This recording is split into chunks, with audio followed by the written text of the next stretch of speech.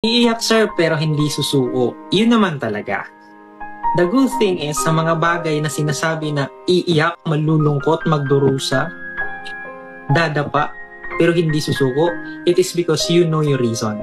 As long as you know your reason, you know your why, alam nyo kung bakit nandyan kayo, sitwasyon or lugar na yan, hindi kayo susuko, it is because alam na alam ninyo kung ano yung dahilan.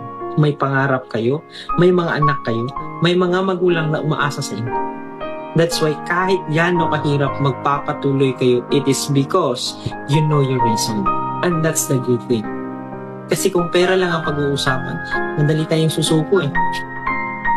Pero pag alam mo yung rason na kahit pa paano yung pinakamalalim na rason. For example, tinanong ka, gusto kong yumaman. Yun ba talaga ang rason mo? But in reality, hindi yan yung rason mo. Kasi ang tanong ulit, bakit ba gusto mong yumaman?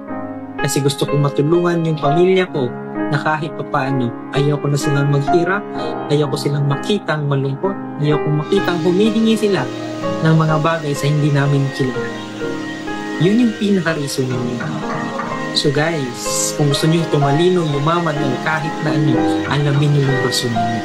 It is because it will be your guide, drive, o kahit na ano para hindi kayo sumunod. So please, know your reason. Pag gusto, may paraan. Kasi doon mo rin naman nasusukat kung gaano mo kagusto yung isang bagay na gusto mo. Yung pangarap mo. Yes, kasi kapag may pangarap ka, hindi ibig sabihin na mahirap ka, wala kang mapupuntahan. May kulang ka, no.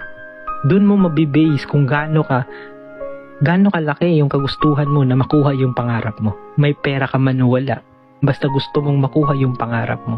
Kasi marami ng kwento sa totoo. Napakarami ng kwento na magpapatunay na naghirap sila, wala silang pera. Pero bakit umangat sila, nakuha nila yung pangarap nila? It is because napakalaki ng desire nila para makuha yung pangarap nila.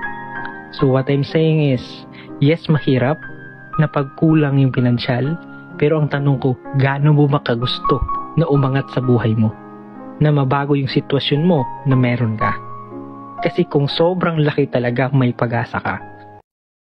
Bakit kaya mong kamustahin yung barkada mo, yung kasintahan mo, yung crush mo, pero bakit hindi nyo kayang kamustahin yung parents na nagpalaki sa inyo? Ang pinakamasakit pa sa mga abroad, tingnan ninyo sila. Kalimitan lang na maichat nila, Mang, kailangan ko to.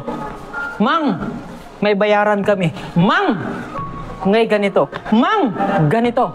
Halos lahat ng isinasabi niya, lahat kailangan niya. Ang tanong ko, yung kailangan ng mama mo na suporta, na emotional support na nanggaling sa inyo, nabibigay mo ba? Walang problema yan. Ibibigay lahat ng parents niyo or ng mama mo o papa mo na OFW, lahat ng kailangan mo. Kasi kahit papano, obligasyon nila kayo.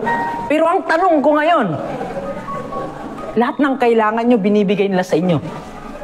Sino ngayon yung nagbibigay ng kailangan nila? Hindi pera, pero yung pagmamahal na kailangan nila para magpatuloy sila.